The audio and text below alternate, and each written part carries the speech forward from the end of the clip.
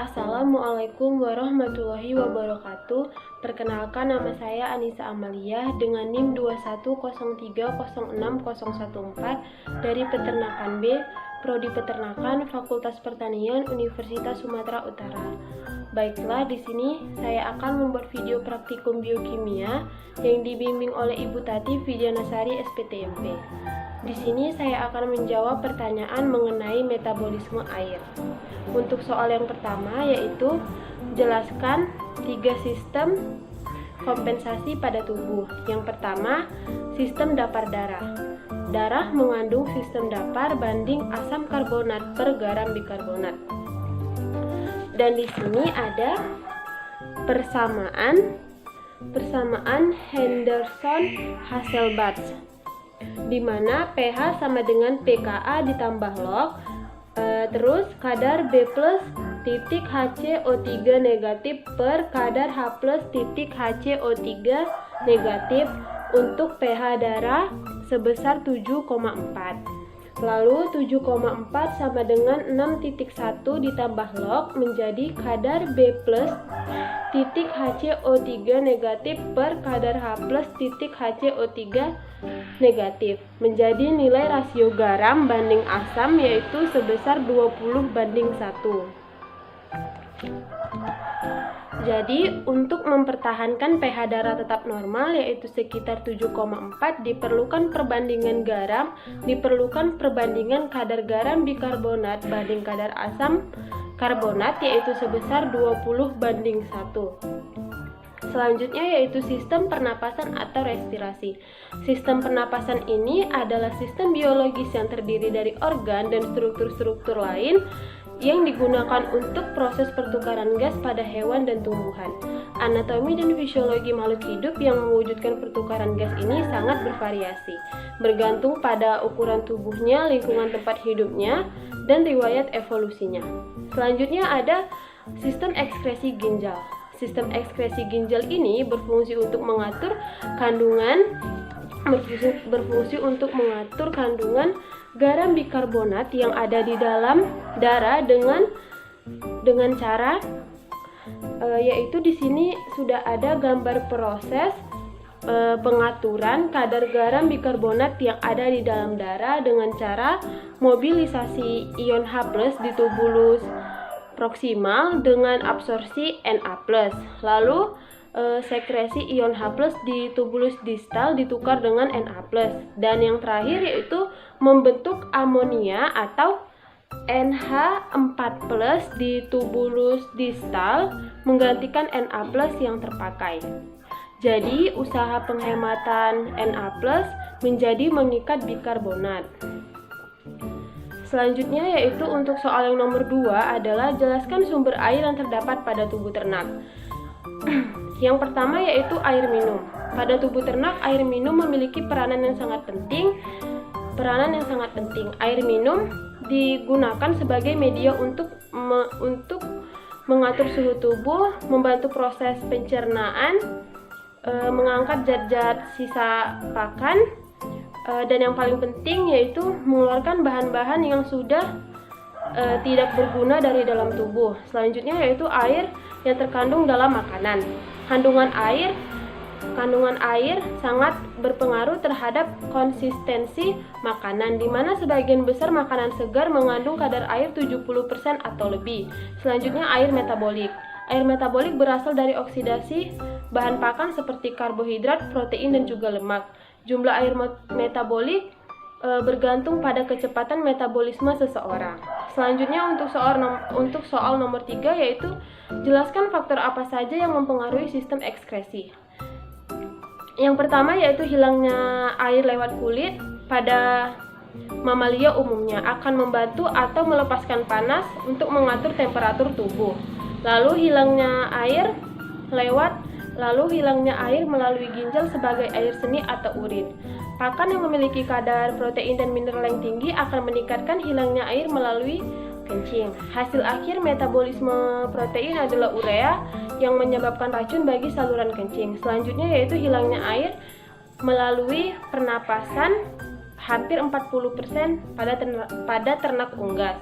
Yang terakhir yaitu saluran pencernaan. Bahan pakan dan bentuk pakan dan susunan pakan sangat memberi pengaruh yang nyata. Contohnya pada pakan serat yang memiliki sifat pencahar yang menyebabkan banyak air yang keluar bersama feses. Untuk soal yang keempat yaitu jelaskan proses metabolisme air pada tubuh ternak. Proses metabolisme air pada tubuh ternak dimulai pada saat air diminum masuk ke dalam mulut, setelah itu menuju ke saluran pencernaan, lalu masuk melalui pembuluh kapiler ke dalam darah yang akan disebarkan ke seluruh tubuh. Setelah itu air membantu jantung untuk memompa darah ke seluruh tubuh. Nah, pada saat air sampai ke paru-paru, disitulah terjadi proses pertukaran oksigen dan karbon dioksida. Setelah itu, air menuju ke hati ternak, di mana pada tahap ini air membantu proses metabolisme karbohidrat, protein, dan juga lemak. Selanjutnya, proses yang terakhir yaitu air menuju ke ginjal ternak. Pada tahap ini, air membantu ginjal dalam proses penyaringan zat sisa yang akan dikeluarkan bersama air seni atau urin pada ternak tersebut.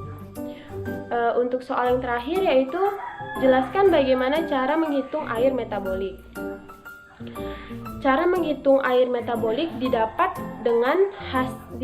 dari hasil oksidasi makanan dan sintesa dari molekul yang kompleks di dalam tubuh. Sebagai contoh prosesnya yaitu C6H12O6 ditambah 6O2 menjadi CO2 ditambah 6H2O, yaitu glukosa ditambah oksigen menjadi karbon dioksida ditambah air. Itulah proses oksidasi tersebut. Untuk lebih lengkapnya di sini saya membuat satu contoh mengenai cara menghitung air metabolik, yaitu bila suatu ransum mengandung 10% protein, 20% lemak, dan 55% karbohidrat, jumlah air metabolik yang dihasilkan untuk setiap 100 rata-rata kalori energi metabolik adalah.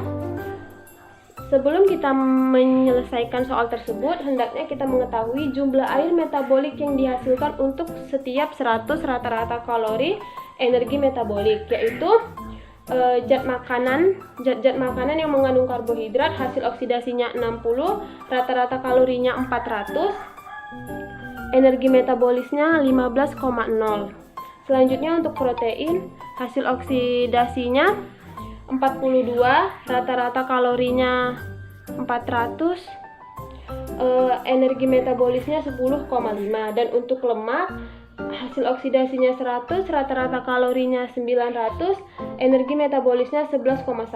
Penyelesaiannya yaitu air metabolik dari 100 gram ransum adalah 10 gram protein dikali 4 sama dengan 40 rata-rata kalori, 20 gram lemak dikali 9 sama dengan 180 rata-rata kalori, 55 gram karbohidrat dikali 4 sama dengan 220 rata-rata kalori. Setelah itu dijumlahkan semua menjadi 440 rata-rata kalori. Selanjutnya 40 dikali 0,15 rata-rata kalori sama dengan 4,2 gram air metabolik. 180 dikali 0,111 rata-rata kalori sama dengan 19,98 gram air metabolik, dan 220 dikali 0,150 rata-rata kalori sama dengan 33 gram air metabolik. Setelah itu dijumlahkan semua menjadi 57,18 gram air metabolik. Jadi bila energi ransum 1 rata-rata kalori, maka air metabolik yang dihasilkan adalah 57 gram.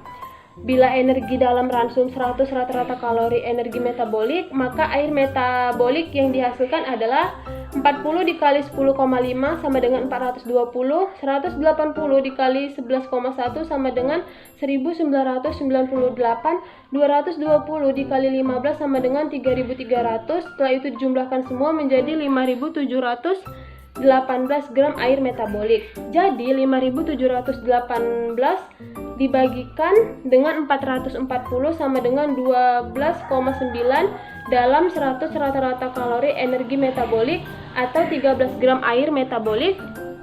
untuk 100 rata-rata energi metabolis. Baiklah, begitu saja penjelasan dari saya. Saya ucapkan terima kasih. Wassalamualaikum warahmatullahi wabarakatuh.